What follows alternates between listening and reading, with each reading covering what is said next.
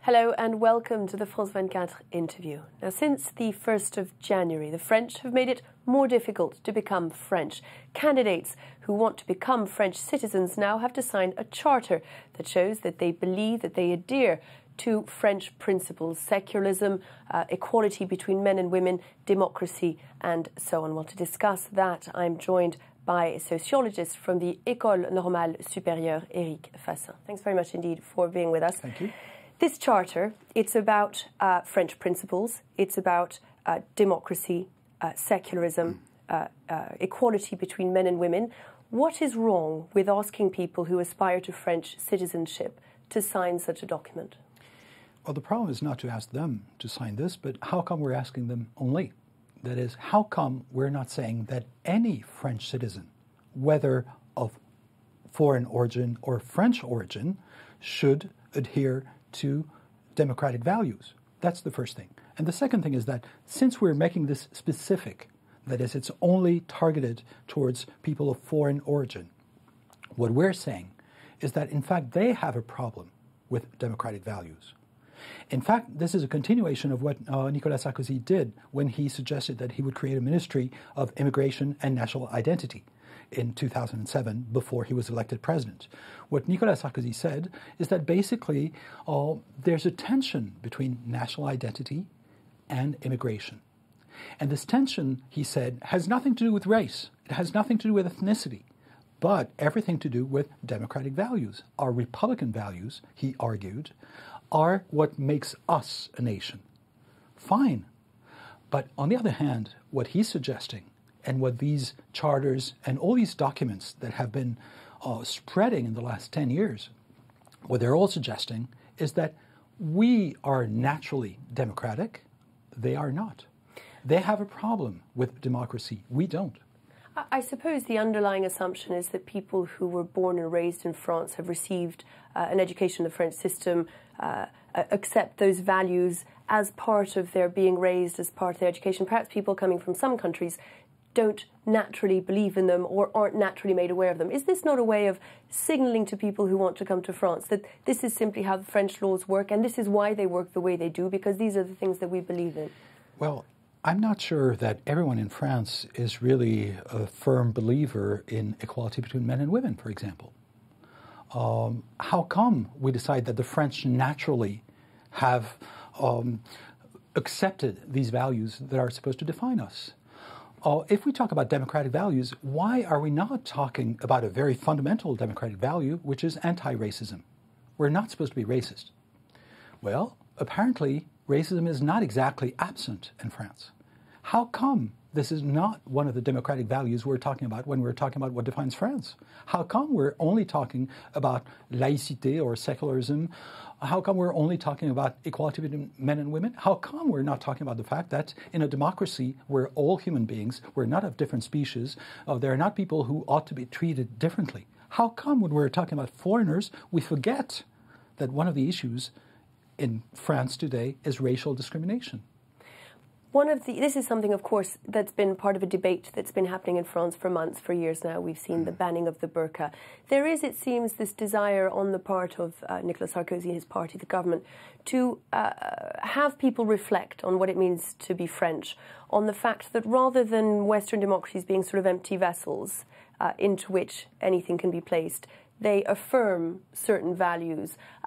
Isn't there something in that's worth doing? I think it's a very efficient rhetoric, because how could we object to such a generous democratic definition? On the other hand, let's take the example of secularism. Nicolas Sarkozy has basically said that secularism is a fundamental value of the French nation, and therefore we should impose it upon foreigners if they want to become French or even if they want to live on the French soil. Great. But who's asking about laïcité from the French president himself? After all, he's the one who criticized laïcité when he was in Rome, when he went to the Vatican, and when he started talking about laïcité positive. That is, he wanted to develop a new kind of laïcité that would be less secular and more religious. So he sends mixed signals Basically, what he's saying is France is a Catholic country, and on the other hand, when we talk about foreigners, we should be Republican and secular. So it seems to me that it cannot be taken at face value. We have to pay attention to everything that the president is saying, everything that this government is doing. We do not live in a society that is entirely secular. We have schools that are funded by the state and that are private Catholic schools. So how come all of a sudden we become so rigorous about our beliefs in laïcité if it's only when we're talking about Muslims, if it's only when we're talking about people of foreign origin, if it's only about others, not us? You say it's important to look as a whole at what the government's doing, and indeed this latest charter does come after a series of signals, documents, indeed, from the government.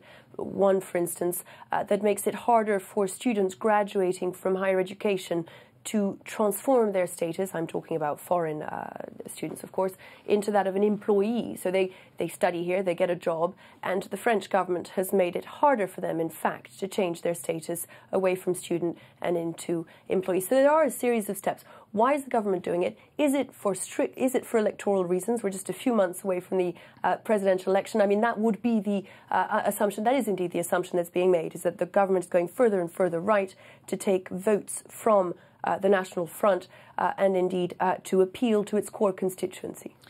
I think first there's no doubt that the government has been going further and further on the right if we look at the last 5 years. The question is why? Now, if we look 5 years ago, basically what Nicolas Sarkozy was saying is that on the one hand, he would be strict about immigration, but on the other hand, he would be generous about so-called diversity, that is about so-called visible minorities. So on the one hand, fewer foreigners. On the other hand, a better acceptance of French people of foreign origin. Now, what we see is that this was the original discourse. What's become of this in the last 5 years? Well, there's no pretense anymore of anything like diversity in the French government. And more, what we hear is that not only are foreigners a problem, but also people of foreign origin. Hence, all these questions about nationality, about those who become French, but also, let's remember, last year it was about those who could stop being French, who could be deprived of their citizenship. That was one of the arguments made by the president if they broke the law, in Grenoble. In certain crimes, they could be deprived of their citizenship. What this says is not that French people could lose their citizenship if they kill a policeman, but French citizens of foreign origin. So, and this is exactly the words that were used by the president. So I think basically what the president is saying and what the government has been saying through Claude Guéant, the Minister of Immigration and in the Interior, what the government and the president have been saying is that there's a problem. We have a problem. And the problem is, on the one hand, immigration. On the other hand, even those who've become French, but who will never be treated exactly as normal French people. So I think basically it's occupying the ground. That is, what have we been talking about in the last few years? Islam, the Roma. We've been talking about immigration, undocumented workers, legal immigration, binational couples, etc., etc. Is that not because there is genuinely a problem to do with immigration, to do with how many people one lets into a country, to how systems can cope with newcomers, that needs to be addressed by a government that wants to succeed at the polls? That's what the government is suggesting.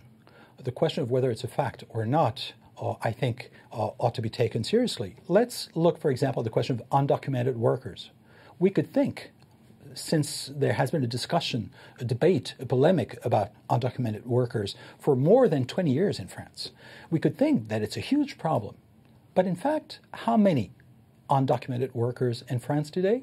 According to everyone, it's somewhere between 200,000 and 400,000 for a population of, say, 60 million, 65. That's nothing. Compared to the U.S., it's 12 million.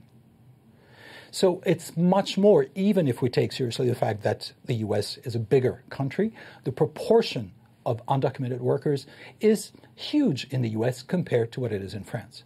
So I think saying we're invaded by undocumented workers is not true, simply not true. So instead of talking about illegal aliens, we're talking more and more about legal aliens. And even those who are in France as a right. And I think this is what has been developing in the last few years, and especially with Claude Guéant, who more and more is suggesting that we have a problem. And in order to say that we have a problem, we need to make the problem bigger. We can't just talk about the few 100,000 undocumented workers.